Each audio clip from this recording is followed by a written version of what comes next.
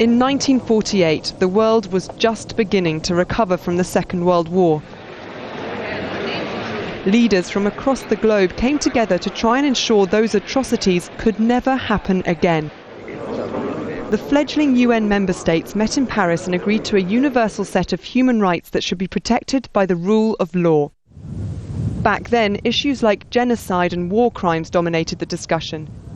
But 60 years later, many of the same problems the declaration was made to solve are still here. One glaring issue is that the declaration lays out the principle of human rights, but there's never been an effective way of ensuring that everybody sticks to the agreed principles. So when Article 26 declares everyone has the right to education, those that deny education to others are seldom held accountable. In Afghanistan, poverty and local customs keep most girls out of school. That's despite the presence of thousands of NATO troops there, who lack the mandate to enforce the full charter. I realise these people don't like school. They don't want people to learn. They are bad, and they want to make others as bad as they are.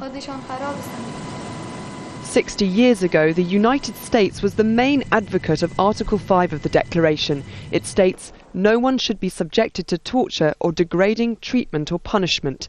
But images from Guantanamo and forced rendition tell a different story. The Declaration recognises that some freedoms have to be curtailed in order to protect others. But George Bush's so-called war on terror has pushed that justification to its limits, with repeated abuses of human rights outside of the rule of law. The Declaration has had some success.